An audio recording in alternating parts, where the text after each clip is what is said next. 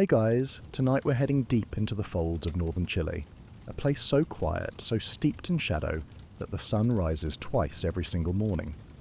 Seriously, you open your eyes to darkness, you sip tea in darkness, you check your watch, it's technically morning, but the light, it's hiding, caught behind rock, waiting its turn, until finally, like some patient performer in a dusty spotlight, it returns, slowly, quietly, and suddenly you realize you're seeing something most people never do, a second sunrise in the same day in the same place. You probably won't survive this, by the way, if your survival depends on predictable time, accurate clocks, and a sun that shows up when it's supposed to. Because here, in a canyon so steep it edits the laws of morning, the usual rules don't apply. Your phone says it's 7:23, your body says it's still night, and the sun, it's late. Again. So, before you get comfortable, take a moment to like the video and subscribe, but only if you genuinely enjoy what I do here. And if you're listening from somewhere equally strange, or just cozy, drop your location and local time in the comments. I love seeing where we all drift off from.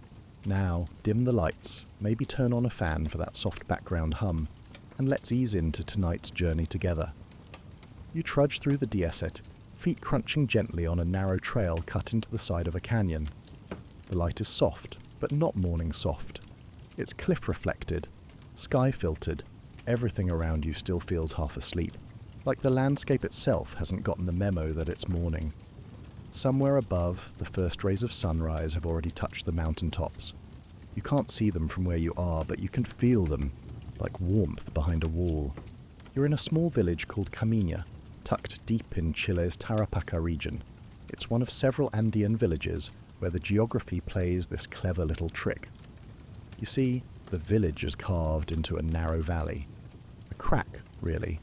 So deep and so vertical that the actual sun doesn't hit the ground for quite a while after it's technically risen. Locals here call it the second light. Some smile when they say it, others shrug like it's just weather. But if you're new to it, it's deeply disorienting. Imagine waking up, checking your phone and finding out you've missed the sunrise.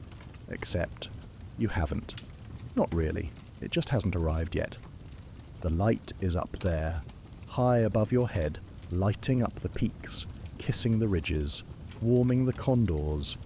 But down here, it's still dusk, or dawn, or both. And then, something shifts. You look up toward the canyon rim, sheer rock rising hundreds of meters into the sky, and you see it, a thin blade of gold cutting across the cliff like a slow-moving curtain. It creeps downward, not in haste, but with full ceremony, like it knows you've been waiting, like it enjoys the drama. The villagers don't rush to meet it. They've done this too many times. An old woman sits outside her clay brick home, sipping yerba mate. A boy throws rocks into the shadowed riverbed. A rooster crows. Late, or maybe early, depending on your standards. They've all tuned their lives to this rhythm. 2 sunrises, 1 day, every day. Geographers still argue whether this counts as 2 distinct sunrises, or just one deeply interrupted performance. Technically, the sun rises once, but human perception doesn't follow orbital math. What matters is when the light hits your face, and in Camiña, that happens twice. First, when the sky brightens above the canyon, then again when the golden edge finally slips past the stone and floods the village with day. You sit down on a rock to watch it, your legs dangling over the edge of the slope. The light continues its descent, brushing over shrubs, striking a tin roof, lighting the dust in soft halos. And suddenly, it's here. The air warms, shadows retreat. A dog barks once, then lies back down. Just like that, the day truly begins. The temperature jumps a few degrees almost instantly. That's the weird part. One moment, you're in a coat. The next, you're sweating through your sleeves. It's like someone flipped a switch labeled desert mode. You pull off your jacket and lean back, letting the heat touch your face. And you wonder, who else in the world gets to watch the day begin again? You think of time zones, global clocks, smartwatches, calendar invites, all of it built around the assumption that the sun plays fair, that when it rises for everyone. But here, Here, it waits, it bounces, it detours. There's something humbling about that, as if the earth is reminding you, I still run the show. And just when you think the magic has passed, a breeze slides up the canyon wall, rustling the dry grasses around you. The wind smells faintly of stone and sun and something sweet. Fig trees maybe, or morning bread from one of the homes behind you. Everything's slow here, everything's earned. You lie back on the warm rock and close your eyes for a moment, already feeling sleep tug at the edge of your thoughts. But not yet. There's still more to see. And so, with the second sunrise now behind you, you stand, stretch and follow the light as it finally reaches the heart of the village. You follow a narrow path winding along the canyon wall, gravel shifting underfoot with that crisp, dry crunch that only high-altitude places seem to know. There's barely a guardrail, just the confidence of generations who've walked this same trail in sandals, with baskets, and sometimes with donkeys carrying sacks of maize. The village below slowly reveals itself. A patchwork of terraced fields, stone-walled homes, and the glint of tin roofs baking under the newly arrived light. This canyon, it's no regular dip in the landscape. It's deep, like, forget your drone footage deep. Camiña is carved into a narrow trench that slices through the northern Andes, like someone took a serrated knife to the mountains and forgot to close it back up. The drop is sharp, the walls vertical, and the sense of enclosure immediate. You're not just in a valley, you're in a fold of the planet itself. It's called a fluvial canyon, carved over millions of years by a river so persistent it basically bullied its way through volcanic rock. Geologists have traced this formation back to periods when glaciers melted and refroze, when tectonic pressure lifted entire ranges like blankets, and when rivers like the Camirones simply refused to be polite. The result is this, a shadow trap so perfectly angled that even the sun struggles to get in on time. Geographers still debate whether Camiña's extreme orientation is the product of fluvial erosion alone, or if ancient seismic faults played a stronger role. One camp swears it was shaped mostly by water. Another leans toward plate movement. A third group just wants someone to hand them coffee and stop asking about canyons at 7 a.m. Whatever the cause, the place has attitude, and you feel it in the angles of the rock, how they lean in like shoulders, how sound travels weirdly here, echoing long after you've stopped moving. A whisper bounces back like a ghost remembering your sentence. You pause by a tiny terrace garden, where corn grows in tight, defiant rows. These aren't hobby crops. These are lifelines. Farming here is like negotiating with stone. Every square metre of soil has been argued over, coaxed into submission with terraces and sweat. And yet, things do grow. Not much, but enough.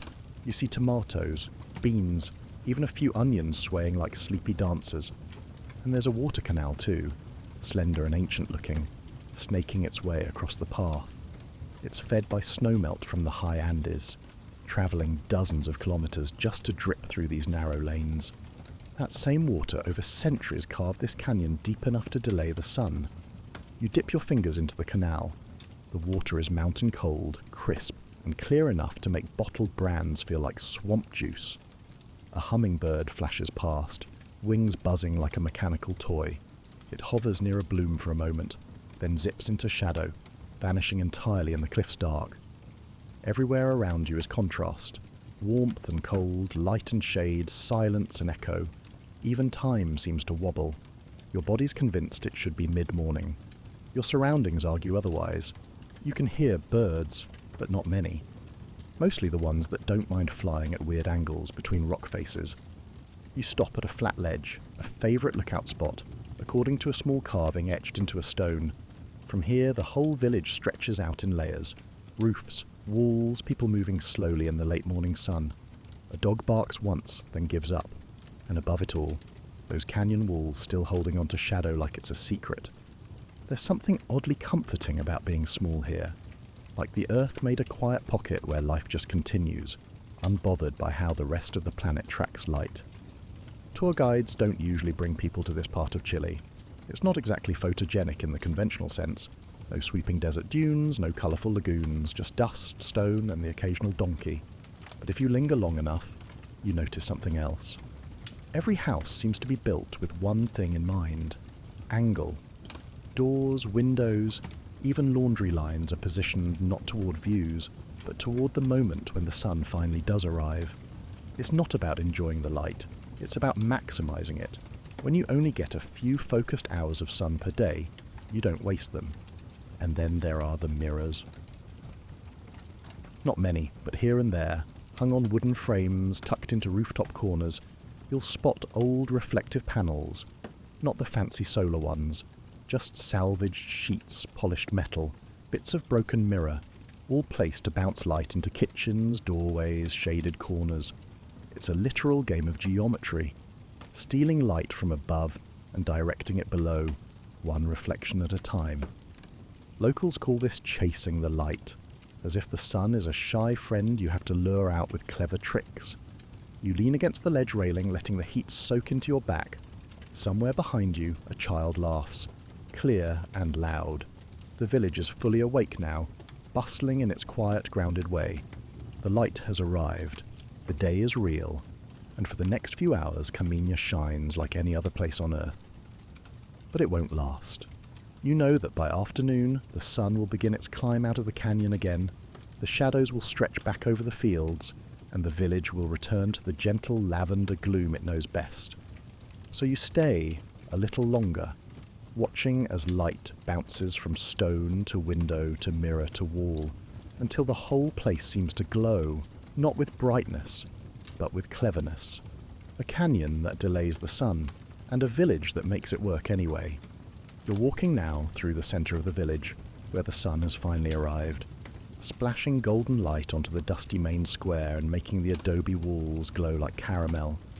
A few older men sit on benches, squinting against the new brightness like it's a bit too dramatic for their taste. Someone's sweeping the street with a handmade broom, and every now and then you hear the rhythmic clunk of a distant hammer, probably fixing a roof or chasing a nail that didn't ask to be chased. And still, you're thinking about that sunrise, not the first one, the cold, silent sky that brightened somewhere far above your head, but the second one, the one that actually showed up.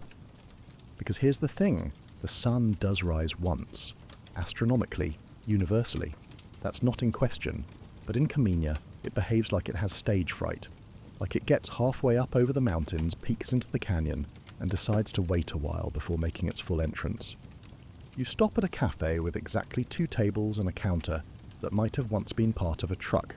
The chalkboard says, "Pan amasado plus cafe $1,000. Fresh bread and coffee." That's it. You order one of each and sit at a table with a view of the canyon wall, still lined in streaks of morning shadow that haven't fully evaporated. The cafe owner, barefoot, mustached, wearing a shirt that says NASA, probably by accident, pours your coffee and smiles like he knows you're wondering what time it really is. You glance at your phone. It says 9:17 a.m. But in your bones, it's maybe 7 o'clock. Still waking up, still confused. That's because, geographically speaking, this village is in an anomaly zone, a place where time and light are officially aligned, but locally out of sync. Geographers still argue whether the delay in sunlight should qualify Camiña and similar villages as candidates for microzonal daylight correction, which is a fancy way of saying maybe their clocks should be different. But try telling that to a government that already has 3 time zones and enough bureaucracy to fill a canyon twice over. Instead, the villagers just deal with it, and that includes kids who have to wake up in the dark, eat breakfast in the dark, and walk to school, still yawning, in the cold, sunless hour between official dawn and actual light. You finish your bread, soft, salty, slightly warm, and watch 2 schoolchildren pass by. They're wearing thick ponchos and little wool hats. One has a backpack bigger than her torso, the other's dragging a stick along the dirt path, like he's sword fighting a dragon only he can see. Their breath fogs faintly in the air.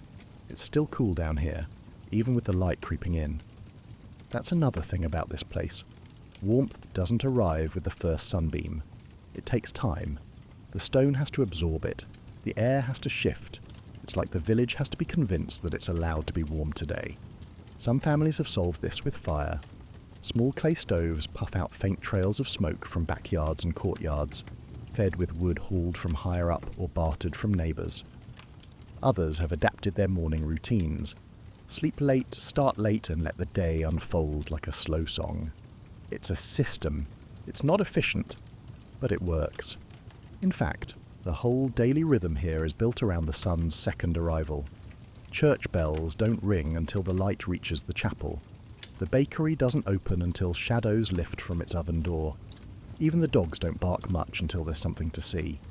You walk a little farther and reach the local school, a single-storey building painted cheerful yellow, like it's trying to make up for the sun's flakiness. A bell rings and a teacher ushers a group of teens inside.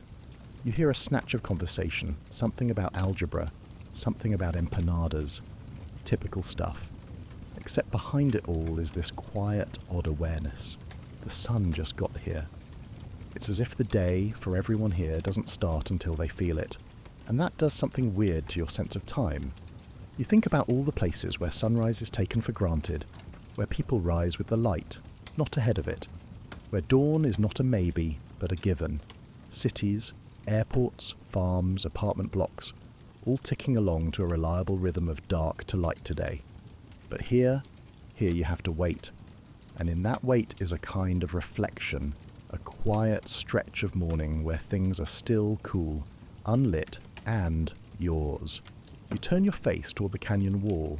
The top edge is now glowing like hot iron, and you watch a hawk glide along the rim. It vanishes for a moment, reappears on another updraft, then disappears again, like a paper scrap tossed into the wind. The canyon itself is waking up now. You can hear it in the way the light sharpens sound, how footsteps gain clarity, how water in a distant canal gurgles a little louder. There's a gentle urgency to everything now, as if the village knows the sun won't stay long. Because that's the trade-off. You get your second sunrise, but it's shorter. It slides in late, gets right to business, and then moves on. The light here is like a guest who shows up halfway through the party, helps clean up, and leaves before dessert. You rise from your seat, stretch your arms, and start walking again, up a path that leads toward the terraced edges of the village, where farmers are already out, chasing the best hours of sunlight they'll get today. And even though the light is full now, even though it bathes the canyon floor in that honeyed temporary glow, a small part of you still remembers the cold of that first dawn, the one that wasn't quite real. You climb past the last row of low houses, stepping onto a rough trail lined with cacti and wild herbs. The sun is stronger now, sharp enough to sting your neck, but the shadows still cling to the base of the cliffs like they're not quite ready to surrender. You stop to catch your breath beside a crooked fence, the wood sun-bleached and roped together with bits of wire. From here you can see nearly all of Camiña, its rooftops laid out like scattered playing cards, the river threading lazily through the centre, and the light finally settling in. This is where the village watches the second sunrise. Not in a formal way. There's no official gathering, no calendar alert or bell tower countdown. It's just a thing people do. A daily pause, a kind of unspoken check-in, like saying good morning, not to each other, but to the sky. There's an old man ahead of you, sitting on a boulder like he's been there since the Inca Empire. He's holding a thermos and looking out over the canyon. You nod. He nods back. No words needed. You both know what this moment is. He gestures toward the sun. "She's late today," he says in Spanish, then chuckles softly. You grin. It's a common joke here.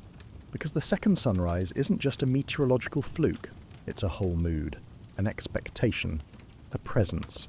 It's the moment the canyon opens its arms to the sky and says, "Okay, we're ready now."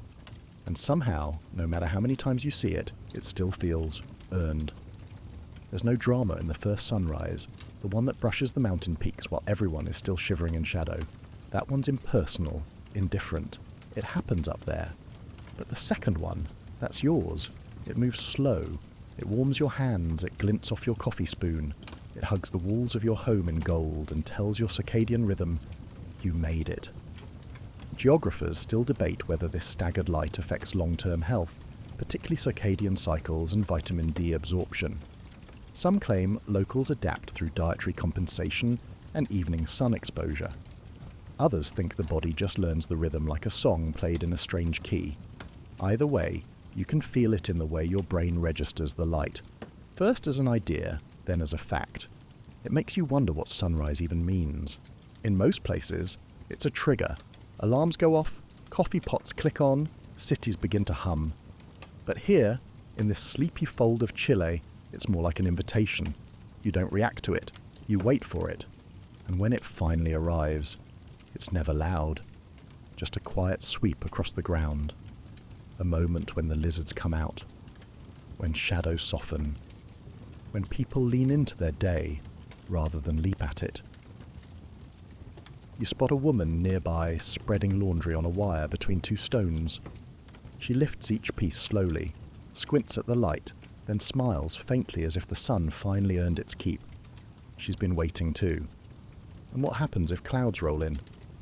Funny enough, almost nothing, because even when the sky is overcast and the second sunrise never quite becomes visible, people still act like it's there. The rhythm remains. It's not about the sun itself. It's about the possibility of it, the trust that it's coming, even if it doesn't make a flashy appearance that day. It's very Chilean in a way, stoic, grounded, warm but reserved. And this waiting, this shared patience, becomes almost ritual. You feel it in the way locals glance at the cliffs, the way they time their coffee breaks, the way kids at school lean toward the windows during first light, like plants turning toward heat. You sit next to the old man for a while. He offers you some of his mate, and you accept, the cup warm in your hand. The taste is earthy, slightly bitter, with a hint of mint. He doesn't speak much more, but you don't need him to. Together, you both watch the light crawl down the canyon wall, painting the rocks in delicate gold, highlighting grooves that have been there for millennia.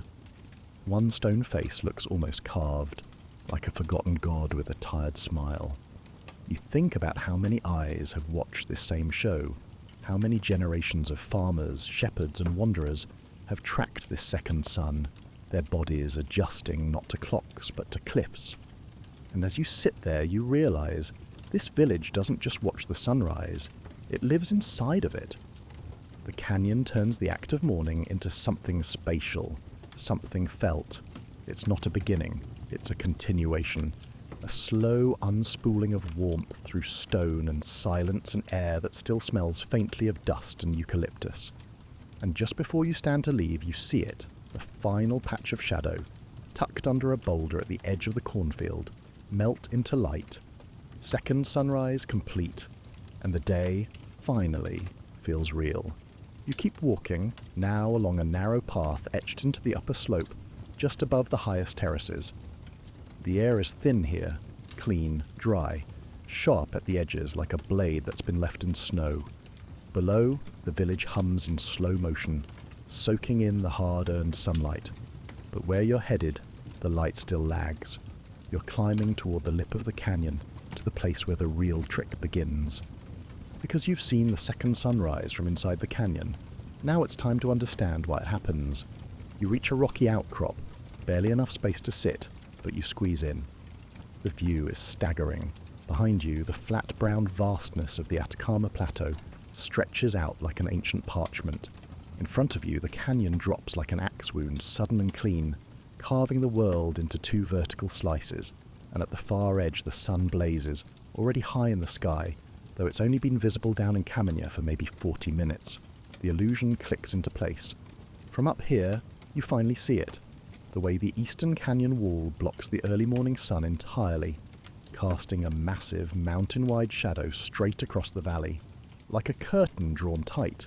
It's not a gentle slope, it's a geological wall, high, abrupt, brutal, and that's the whole game. Geographically speaking, what Camiña experiences isn't a true second sunrise. The sun rises once, same sun, same rotation, but the terrain, that's the mischief maker. The canyon acts like a sundial the size of a small country. The shadow it casts moves not with the sun alone, but with the geometry of rock and the angle of incline, which means the sunlight has to climb its way down. Geographers still argue whether to classify this as a localized double dawn effect, or a form of delayed topographic illumination, which sounds like something you'd pay extra for at a spa. Either way, the village gets sunlight not in one motion, but in two distinct phases. Sky brightness first, then canyon light. You watch as the light, now nearly vertical, fills every crack of the canyon below, revealing folds in the earth you hadn't noticed before. The terraces look like stacked mirrors, each reflecting a slightly different shade of gold. A hawk glides over the cliff edge, and its shadow flashes across the stone like a fleeting thought.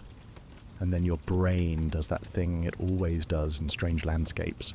It tries to find patterns. You wonder what it would be like to live your whole life in a place where the sun teases you every day, where clocks lie and shadows stretch longer than they're supposed to. Would it make you slower, more thoughtful, more tuned into the earth? Or would it just make you very, very good at waiting? You take a sip from your water bottle, it's warm already, and lean back against a rock that's buzzing faintly with the day's first full heat. Somewhere below, a dog barks twice, then howls once for good measure, probably just saying, hey, it's real morning now, or possibly arguing with a goat. It's hard to tell. You scan the opposite canyon wall, trying to trace the line where light meets stone, and sure enough, it's like watching a giant sundial in action. The line creeps downward, slow but steady, erasing shadow in thin bands. A lizard darts out to sun itself on a ledge, completely unaware it's part of a living, moving equation of rock and time. You remember something you read once, about the ancient Egyptians designing temples so that sunlight would only hit the inner sanctum on one specific day of the year. Here, the villagers get their own version of that, every day. A soft, sacred moment when light chooses to arrive, when time, geography, and temperature finally agree. There's something poetic in it, something that says, just because something is delayed doesn't mean it's not real. And maybe that's what the second sunrise teaches you most. That real beginnings don't always happen when they're supposed to. Sometimes they come late, warmed by stone, bent by shadow, and made brighter by the weight. You stand again, stretch, and begin the climb back down, boots crunching against loose gravel. The path narrows in places, steep in others, but you move carefully, thoughtfully, like you're walking through time itself. And as you descend toward the sunlit rooftops of Camiña once more, you feel it. The warmth now fully settled, the light no longer creeping but present, bold, real. The curtain has lifted, the stage is set, and this strange little village, hidden deep in the bones of Chile, is finally, fully awake. Back in the village, the sunlight now fills every corner, bouncing off windows, warming the dirt streets, slipping into alleys where sleepy cats stretch like slow-moving shadows. But beneath the brightness, life still moves to its own rhythm, set not by clocks, but by habit, heat, and the stubborn memory of shadow. You wander toward the plaza again, where a group of kids are playing something that looks like soccer, but involves 3 stones, a stick, and wildly flexible rules. Their laughter cuts through the dry air like wind through reeds. You sit nearby under a short tree, one of the few sources of shade that isn't geological, and sip water as the game continues. And you start to notice how much of this village has adapted, not just to the sun's odd schedule, but to the confusion it causes. Take the local school. It opens at sunrise, they say, but that really means the second one. Technically, classes begin at 7:30, like anywhere else. But when 7:30 arrives in full shadow, the teacher shrugs, and the kids hang around waiting for the light. Nobody really panics. Nobody marks anyone late. It's just understood. We start when the day starts. And yes, the clocks still tick. Phones still beep. There's even a little digital thermometer outside the clinic blinking its readouts in Celsius. But they don't command the day. They're more like suggestions, like a weather app that warns you about sunshine while you're still wearing gloves. Geographers still argue whether this kind of topographic daylight delay should influence scheduling norms in regions like this. If, say, labour laws should reflect light, not time. Some believe daily exposure to natural light is so crucial to well-being that the delay should be formally acknowledged. Others call it a charming inconvenience. But the villagers, they've already solved it. They run their lives on 2 clocks, one mechanical, one natural. The first one hums on phones and watches and calendars. The second one lives in the rocks and light, in the backs of their eyes and the way their shoulders square only once the sun actually touches their skin.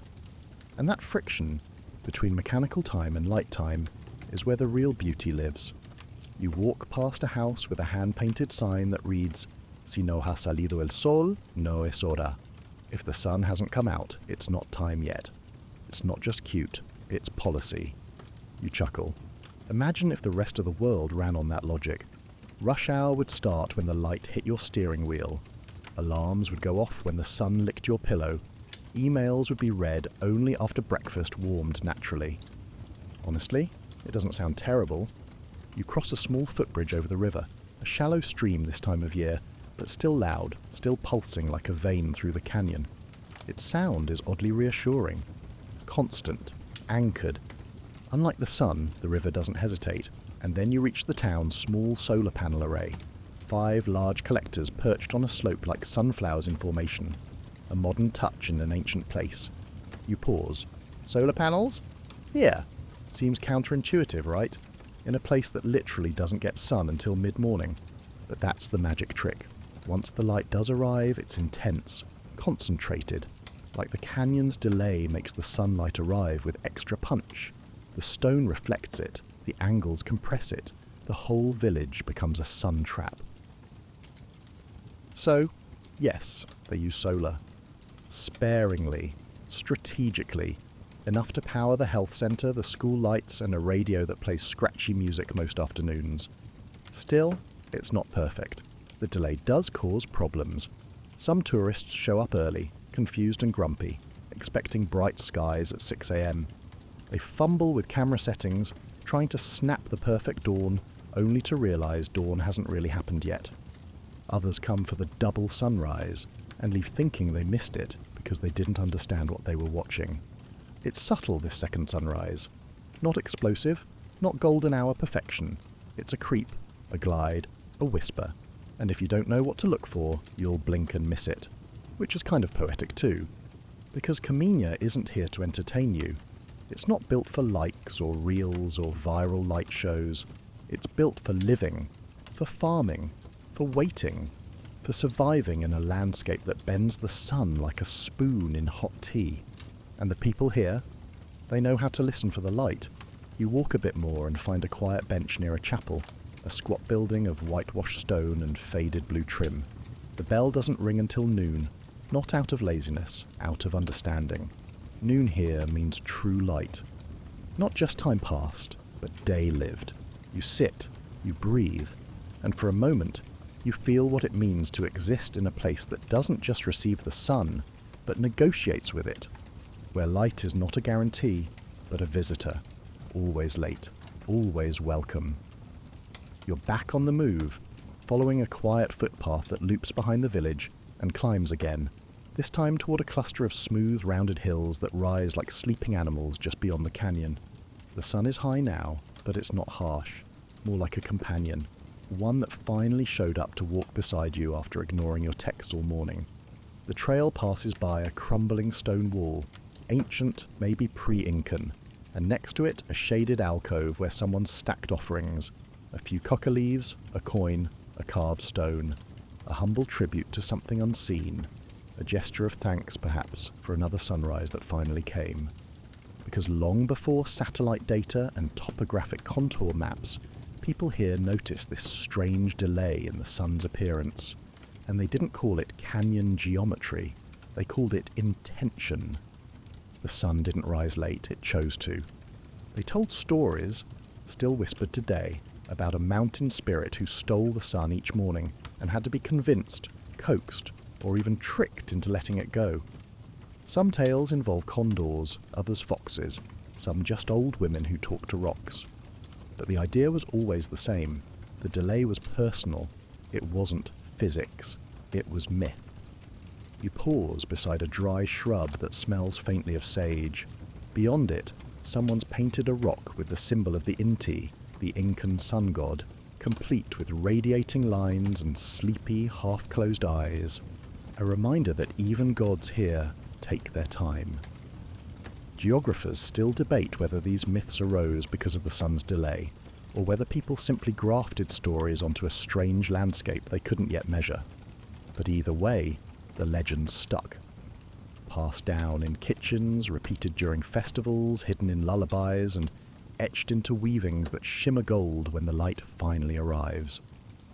And here's the thing, the stories still work. Even now, centuries later, there's something about feeling the sun arrive late that makes your brain reach for explanation, not just data, meaning. Because if something so constant as the sun can hesitate, then surely there's a reason. You sit beside a small outcrop and listen. Far off, wind cuts through the canyon like a whisper. Closer still, you hear the faint shuffle of something, maybe a goat, maybe a breeze playing tricks. And you wonder, in a world built on speed, what does it mean to live in a place that waits? A place that sees delay not as flaw, but as feature. You pull out a small notebook from your bag and jot a few words. Shadow doesn't mean absence. Sometimes it just means patience. You don't know why you wrote it. Maybe the sun's finally gotten into your head. Further along the path, you pass a marker. A tall, thin cairn with a bit of red yarn tied to it. A Quechua tradition, perhaps. Or maybe just someone marking the spot where they sat and watched the light appear. Because watching the second sunrise here isn't something people take lightly. It's not grand, sure, but it's layered, intimate. A moment shared not with crowds, but with stone and memory and breath.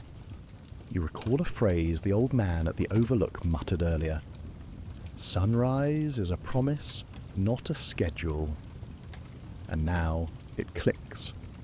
In most of the world you wake up to the day, but in Camiña you wake up into it, slowly, softly, like slipping into warm water. There's no jarring alarm, no full bright slam of light through a window. Just a gradual reveal, a second chance.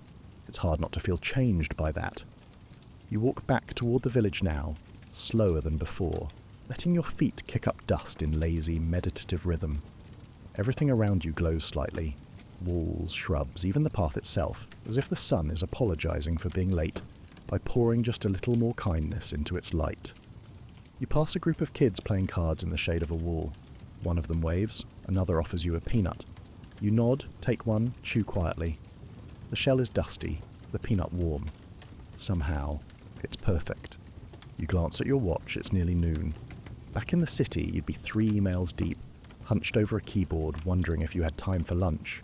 But here, noon is when the light finally feels settled, when the day truly begins. And that's the twist, isn't it?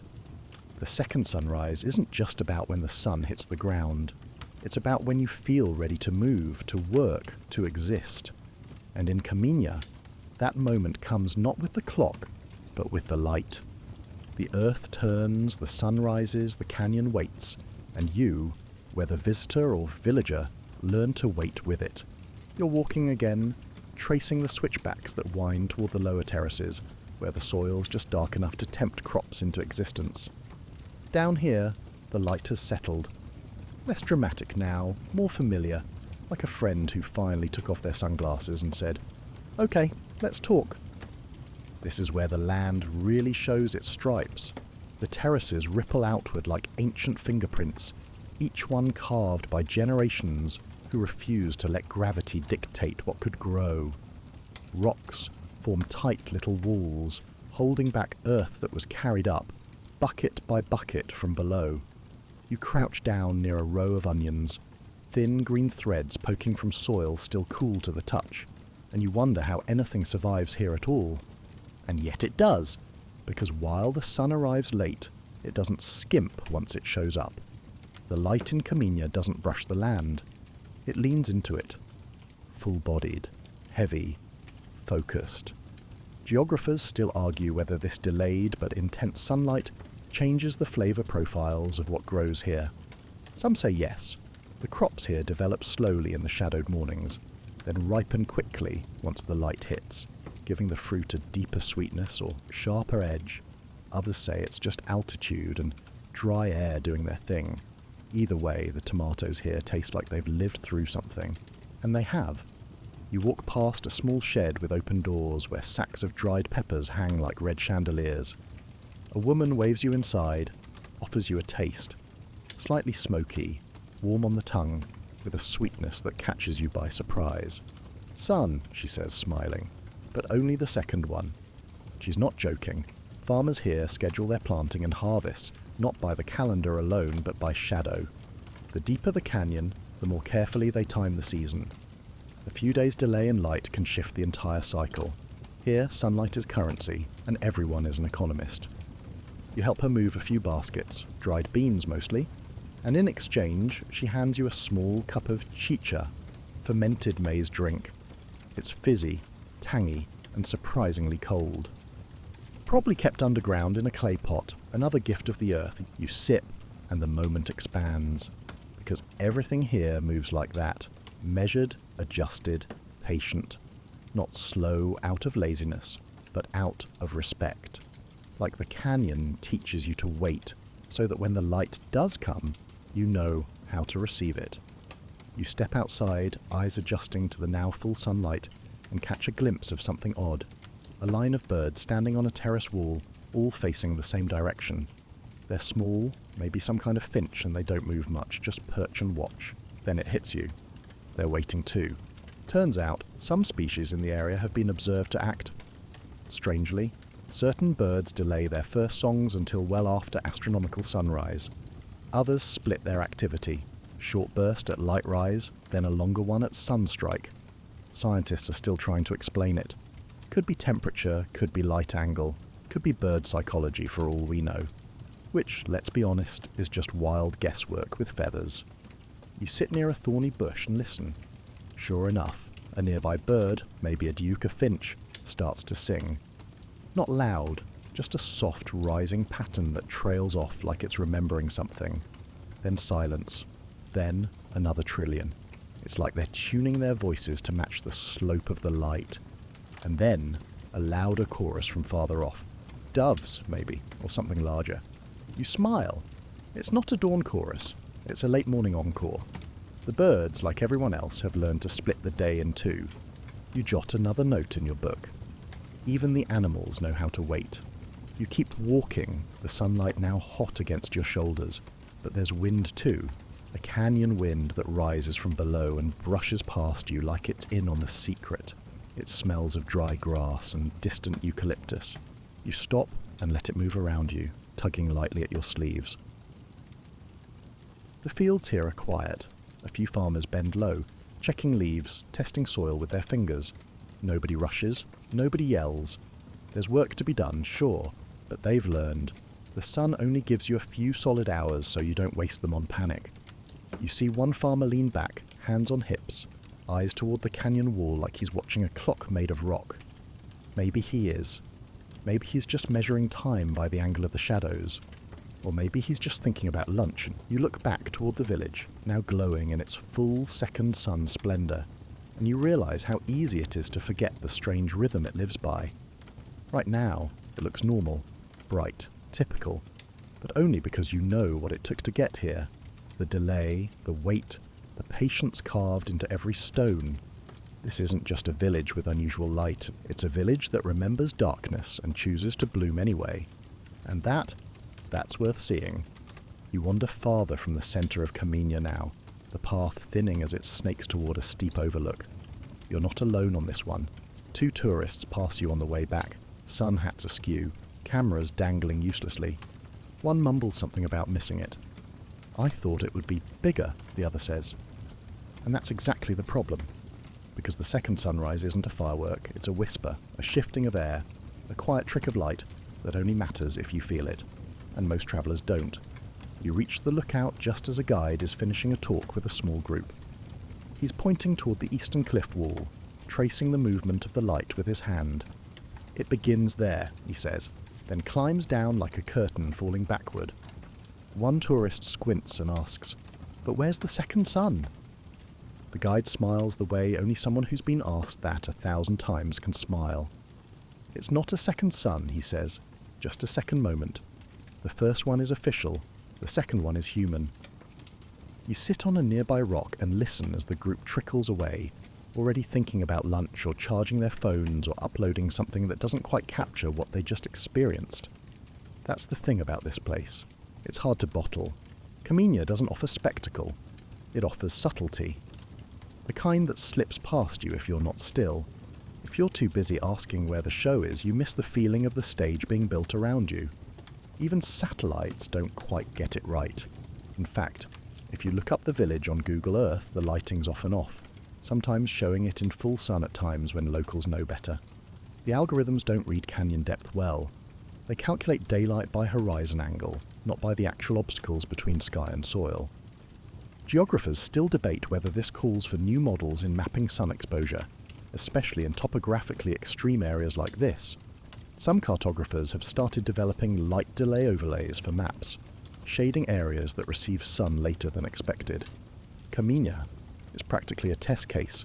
You remember a story someone told you yesterday about a woman who moved here from Santiago and couldn't figure out why her alarm made her feel so awful. She kept waking up at 6:30, dragging herself out of bed in total darkness and wondering why she felt like a zombie. Then someone told her, "Your clock's right, but the sun isn't." She started waiting for the second light, and everything changed. It's not just tourists who struggle with it.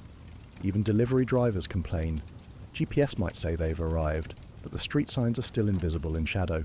Solar water heaters don't work until midday. Chickens take longer to lay eggs. Or maybe they're just dramatic. You smirk at the thought. Animals, maps, people. None of them were quite ready for a sun that plays hard to get. You rise and take a trail down the side of the lookout, heading back toward the river. The path is soft with dry dust, and you can hear the whisper of the current long before you see it. When you do, it's slow, wide, and shallow, carving lazy S shapes into the canyon floor. And here's another weird thing. The river flows east to west. Now, you might think, isn't that normal? But in this part of Chile, it's not. Most rivers here flow toward the Pacific, yes, but from the Andean interior, they usually follow a different pattern. The Camarones, the stream threading through Camiña, follows a rare, winding course that doesn't quite match its neighbours. It even switches direction slightly along its length, doubling back on itself like it can't decide who it wants to be when it grows up. Geographers still argue whether the river's twisty path is due to tectonic uplift, ancient lava flow, or erosion patterns shaped by long-lost glaciers. All you know is, it fits. A village with 2 sunrises deserves a river with an identity crisis. You crouch by the water and dip your hand in. It's shockingly cold. Not mountain cold, but close. Somewhere upstream, snow melt is still feeding it, even as the air around you warms.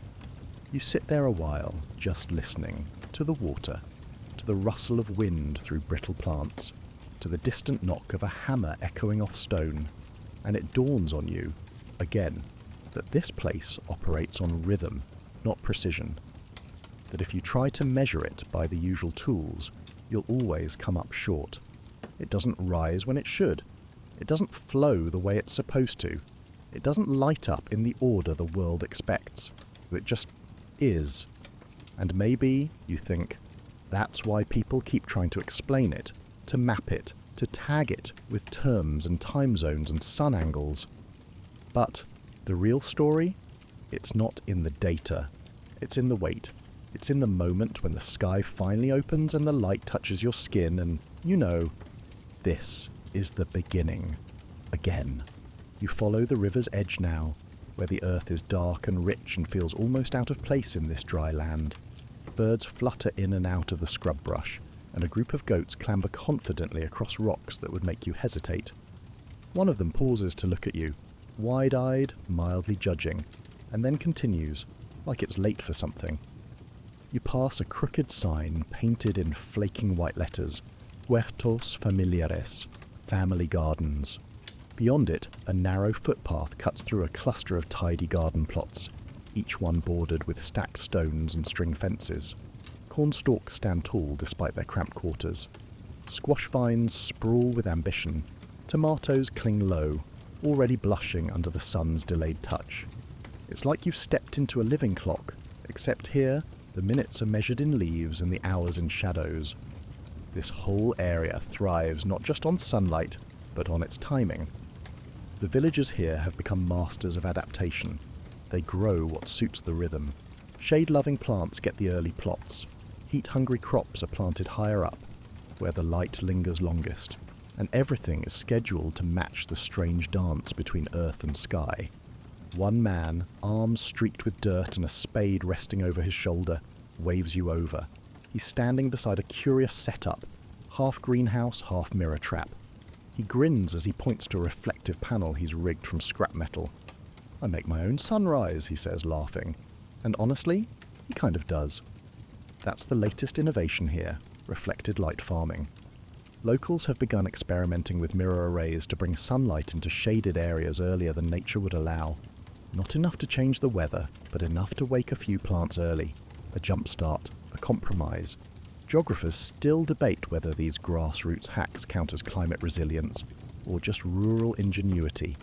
Academics love to name things. Villagers just call it fixing the problem. You ask the man if it works. He shrugs. Sometimes. That's the spirit of this whole place. Not certainty, flexibility. Every day here is a negotiation between stone and sun, between schedule and sensation. You keep walking, now past a woman weaving baskets under a shaded tree. The wind shifts again, cooler this time, with a dry floral note that smells faintly of mint and dust. She nods at you but keeps working, her hands moving like they remember faster than she does. Her baskets are tight, clean, perfect. Each one, you imagine, takes hours, or days, or sunrises. You turn a corner and arrive at a small plaza where a group of villagers has gathered. Not for an event, just being. There's talking, tea. A boy kicks a deflated ball between uneven cobblestones. An elderly woman stitches something colourful with a needle that glints in the light. It's not a crowd, it's a presence. There's no schedule for these meetings. They happen when the sun says it's time. And here, that might be 10:30, might be 11:17. Depends on the day, depends on the season, depends on how long the canyon decides to hold its shadow. And nobody minds. Because here, morning is more of a feeling than a fixed number. People gather when the light says now, not when their phones do. You take a seat near the edge of the square and let it all wash over you. The sun, high now, no longer timid, no longer shy. The stones are warm beneath you, and the quiet murmur of village life rises like birdsong, subtle and constant. A child tugs at your sleeve and offers you a fig, wrinkled, sticky, sweet. You thank him and take a bite. It's sun-warmed, soft and impossibly rich, like it's storing an entire day's worth of light in one mouthful. You close your eyes, and for a moment, you feel what the villagers must feel daily, the strange relief of light that doesn't just arrive but chooses you, after waiting, after watching, after the shadow. And that wait does something to a person. It teaches patience, yes, but more than that, it teaches appreciation. The sun isn't assumed here, it's noticed. And in a world where light often comes so fast we forget to look at it, that's something rare. You open your eyes again and catch the glint of a mirror tucked under a roof tile, angled just so. Someone, somewhere, has aimed it to bounce sunlight into the shaded part of their kitchen. A domestic lighthouse. You smile. Here in Camiña, every beam of light is a small victory, and somehow that makes them brighter. You drift now toward the quiet edge of the village, where houses start to thin and the landscape opens once more into low brush and jagged stone. The light is steady, no longer creeping, no longer hesitant. It bathes the land in that thick, late-morning clarity that makes everything look more real than it has any right to. You pass a cluster of trees whose leaves shimmer silver under the sun. Quillay maybe, or some kind of desert willow. Their shadows lie crisp on the ground, no longer stretched and uncertain like they were at dawn. And walking beneath them, you feel something click in your chest, like you're not just in the light now, you've earned it. Further ahead, you hear the faint knock of a hammer again. Someone's repairing a roof, or perhaps just adjusting one of those angled mirrors. You can't quite see from here, but the rhythm is steady, intentional, like someone is having a quiet conversation with the sun and trying to make a deal. The wind picks up a little, bringing with it the smells of sun-warmed wood, dry soil, and something floral. Mola, the pink peppercorn tree that grows in dusty corners of this region like it has nothing to prove. And then, ahead, you see one of the stranger sights you've stumbled across today, a cluster of metal poles rising from a hillside, covered in tiny glass beads. From a distance, it almost looks like art, but it's not. It's a solar calendar, built by local high schoolers as part of a project to map out the precise angles of the second sunrise year-round. You step closer. Each pole is labelled with a date: June 21st, December 23rd, equinoxes, solstices, and the beads, they catch the light only on those days, reflecting a perfect glint at the moment the sun clears the canyon rim. It's brilliant, quietly brilliant. Geographers still debate whether such local calendars should be integrated into national educational tools. Microgeographies of light, they call it. But to the students here, it's not a theory, it's just what the sun does. One plaque reads, "We measure time differently here, not by numbers, by light." You crouch beside it, brush dust from your shoes, and think about how many people outside this valley have no idea places like this exist. Places where sunrise isn't punctual, but emotional. You take a few steps farther up the ridge and sit, letting the warmth soak into your back. From here, the entire village lies spread out below. Still simple, still quiet, still glowing. And you begin to realize something. This place isn't just geographically unusual, it's philosophically unusual. Because everything here revolves around a gap, a delay, a waiting period where nothing visible happens but everything changes. That space between first light and real light, it's sacred. It's when people prepare, when fires are lit, when stories are told, when bread rises, when the air is still soft and time feels like something you can hold in your hand. And when the sun finally does arrive, it doesn't feel like an event. It feels like permission. You turn to your notebook and jot. Some places teach you how to receive the day, not just survive it. A local boy walks by with a small radio hanging from his shoulder. It crackles softly, a cumbia tune bleeding in and out. He waves. You wave back. You listen. And beneath the music, there's that rhythm again. Not just the sound of feet or wind or tools, but the pulse of a place that wakes differently, that follows not time, but timing. Down below you spot a grandmother carrying a basket of figs on her head, walking in that upright, deliberate way that makes balance look like grace. She doesn't rush. She doesn't need to. The sun's here now. She has time.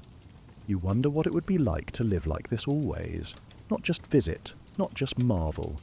To have your body remember light the way it remembers hunger.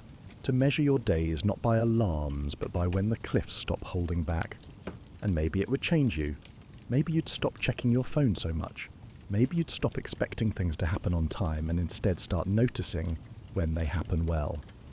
You rise slowly, stretch, and take one last look at the ridgeline, at the quiet brilliance of metal poles and sun-glinting beads that keep time in their own strange, shimmering way. Then you turn back toward the village. The sun is overhead now. It will stay for a few hours before beginning its retreat up the opposite wall. You've got time. Time to return. Time to think. Because here, even the light is learning how to linger. You walk back down into the village, the way now fully familiar. What once felt like a canyon of shadows has opened up into something warm and quiet and utterly alive. The light is steady. Everything has settled into its daytime posture. The homes look taller now, their clay walls casting solid, squat shadows like sundial arms. Chickens wander between fences. A breeze carries the faint clink of pans from an open kitchen window. It's that middle part of the day, the sweet spot between effort and ease, when people work but also pause, when the light isn't new anymore, but still yours. You drift past a shaded corner where 3 men are playing cards. One waves, another grunts. The third adjusts his hat without looking up. They're not ignoring you, they're just anchored. There's a confidence in their slowness, like nothing urgent is allowed to happen until the sun begins to lean westward again. You round the corner to a bakery, the doors wide open, the air thick with the scent of bread that's just been pulled from an oven made of adobe and ash. The woman inside doesn't ask what you want. She hands you a roll and says, "Warmest batch." You tear it open and steam escapes like a held breath. It's still amazing to think all of this waited this morning, that these sounds and smells and movements didn't exist at 7 a.m. Not fully. Not quite. They arrived with the second sun. You sit on a step just outside and eat in silence, watching a man repair a bicycle wheel with the same attention you'd expect from a watchmaker. Every spoke is its own problem. Every click of the rim, its own music. And now that you've been here long enough, you can feel the village changing again. Not quickly, but gently. A kind of shift in air pressure, a softening of the wind. The light isn't leaving yet, but it's thinking about it. Because yes, there's a second sunset too. You don't hear much about that. It's quieter, less poetic, but it's real. Just as the canyon holds the morning light hostage, it also steals it early in the evening. The same wall that delayed the day now hurries it along. Around 4 p.m, maybe 4:15, shadows begin to stretch faster. By 5:30, the village has slipped into a kind of blue dusk that wouldn't feel out of place at 8 elsewhere. It's like the place folds in on itself, withdraws, retreats. The light doesn't dip westward in full farewell, it slips. 1 minute it's on your shoulder, the next it's halfway up the wall, then it's gone. Geographers still argue whether this dual light compression, late start, early finish, affects how people use time. One theory suggests it fosters efficiency. Another claims it enhances mindfulness. A third says it makes people really good at naps. But maybe it just changes the shape of the day. You don't get long mornings or lazy evenings. You get a compressed core, a window of presence, of fullness, and so you live inside it as completely as you can. You finish your bread and rise. A group of kids passes you, shouting in Quechua and Spanish, arguing about whose turn it is to climb the fig tree first. You smile. The fig tree again. That same one from earlier. It's in shadow now. You walk to a spot near the river, one of the few benches facing west toward the canyon's exit. It's almost like the village was built facing inward, away from the setting sun. And maybe that's the point. In a place where the sun is never guaranteed, you don't worship its departure. You remember its arrival. Still, this end-of-day light is something else. It has weight, warmth, a softness you can feel in your bones. You sit and stretch your legs, letting it touch your knees one last time before the cliffs reclaim it. And here's the magic. For just a moment, only one, you see the canyon do something strange. The western wall, now glowing in soft firelight, reflects a final bounce of sunlight back onto the lower terraces. A reverse glow. Not strong, not long, but enough to kiss a wall, to light a window, to make the glass in one rooftop mirror flash like a signal from the sky. It's not the third sunrise, but it's close. Just a reminder. The sun leaves differently here too, and then it's gone. The village doesn't panic, doesn't hurry, just adjusts. Wood smoke begins curling from the rooftops. Dogs bark once, then lie back down. Someone lights a lamp with practiced ease, and you sit there, now half in shadow, thinking about how long it takes light to feel like it belongs to you, and how short it stays. You walk slowly now, slower than before, letting your body sink with the evening hush that falls over Camiña like a soft wool blanket. The canyon, once golden and loud with birds and children, has gone quiet again. Not silent, no. There's still the buzz of a distant insect, the whistle of wind funneling through dry reeds, the wooden creak of someone closing a shutter. But the energy has shifted. It's the same place, but you can feel it exhale. You find yourself back at the stone path that curves up to the ridge, the one you climbed that morning when the sun was playing coy and the village was still half asleep. Now, as you walk it again, everything's reversed. The light isn't climbing anymore, it's fleeing, stretching longer, lower, slipping behind rocks like it's trying not to be noticed. Halfway up you pause and glance back. The rooftops are dusky now. Chimneys puff gently. The sky above the canyon has gone a colour you don't know the name for, something between ash and lavender, edged in copper. And for a second, it feels like the village is bowing its head, like it knows something rare just happened. Because let's face it, sunrises and sunsets happen everywhere, but here they're different.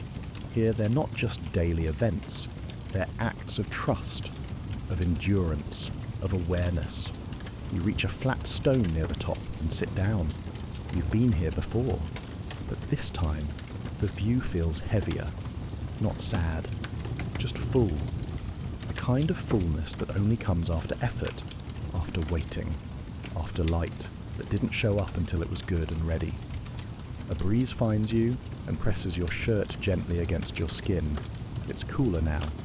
The kind of cool that makes you think of wool blankets and lentil soup and stories passed down without ever being written. And stories are everywhere here, hidden in stones, echoed in paths, scribbled on half-forgotten walls. Stories that say the sun does not always arrive when expected, but it always arrives. Geographers still argue whether villages like Camiña are anomalies, artifacts, or case studies in human resilience. Some say they represent forgotten harmonies between people and place. Others say they're just data outliers, but they're wrong. This place isn't an outlier, it's an example of what happens when people match the land, when time isn't imposed but invited. You lie back on the stone, arms spread, the air cool against your palms. Overhead, the sky is opening now, not to sunlight, but to stars, one by one, no rush, just appearances, like the second sun, but multiplied. And suddenly it clicks. The sun rises twice here, yes, but maybe everything does. Maybe every day is a rehearsal and a performance, a shadow and a shimmer, a promise and a delivery. The goats, the children, the farmers, the fig tree, they all know it. The day begins not when the clock says so, but when the canyon agrees. And it ends not when the sun dips, but when the people do. You sit up and reach for your water. It's warm now, like tea left too long. But it's fine. Everything here tastes of sun and soil and time. Back on the path, a lantern glows in a window. A dog trots past with something in its mouth. Probably not worth asking what. And from far below you hear the faint sound of someone singing. Not a performance, just a tune. Maybe for the dishes, maybe for the darkness. You jot one last note in your book. Light that comes late feels more personal, like it showed up just for you. You close the notebook, tuck it away, and watch the sky darken fully. The stars arrive faster now. A moon crests above the eastern wall. The last bit of light vanishes from the ridge across the canyon, and Camiña goes still, but not asleep, never quite asleep, because tomorrow it will happen again. Not just a sunrise, a second sunrise, and the village will wait for it, like always, without complaint. Just trust. Night in the canyon has its own geometry. It doesn't fall. It climbs, rising slowly from the canyon floor like a cool tide, overtaking stones, wrapping trees, soaking walls and windows, until even the brightest places surrender to shadow. Camiña isn't a place that loses light. It hands it back, carefully, almost lovingly, like it knows what a gift it was. You step softly through the darkened lanes now, the path lit only by scattered bulbs, dim, yellow, and warm.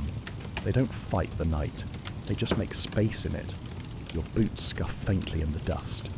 A soft breeze rustles the edges of a tarp somewhere above, and the smell of earth returns, stronger now, richer, almost like clay after rain. Even without the sun, the land breathes. You pass a house where someone's sitting quietly on the doorstep, wrapped in a wool shawl. No phone, no book. Just stillness. You nod. They nod back. That's all. A shared language. Yes, the day happened. We were here for it. And the day really did happen, didn't it? It started in a strange way, paused somewhere in the middle, and unfolded in pieces that only made sense after you'd seen them all, like a novel told out of order, or a movie where the twist isn't at the end, but at the start. You pause near the river again. It's louder now, echoing gently in the stillness. The stars above shimmer in the canyon's throat, free from city light, clear as pinholes in a velvet curtain. The river reflects some of them, but not all. It picks and chooses, like the canyon, like the sun. And you think again about what it means to wake up in shadow, to wait, to wonder, to feel the edge of the sun behind a wall of stone, and know, absolutely know, it's coming. Not when you want, not when the clock says, but when the land allows it. You sit beside a low stone wall and think about time, not hours or minutes, but felt time. Camiña has its own kind, elastic, textured, soft in some places, sharp in others, like a map that shifts when you turn your head. Geographers still argue whether places like this mess with our internal clocks, whether humans need predictable light to function properly. But the people here, they function fine, because they don't expect predictability, they expect rhythm, and rhythm doesn't care about numbers. A door creaks somewhere behind you, a radio clicks on, softly playing a song from decades ago. Someone hums along, and you realise something else. This village never really wakes up. It joins the day, just like it doesn't go to sleep. It hands the night over, like a ritual, like a passing of breath from mountain to sky. You lie back against the wall, feeling the stones cool against your spine. The stars stretch overhead, now in full chorus. You can hear them if you're quiet, not with your ears, but with your bones, as you close your eyes. Not to sleep, not yet. Just to remember what it felt like this morning, when the sky was light but the land was dark.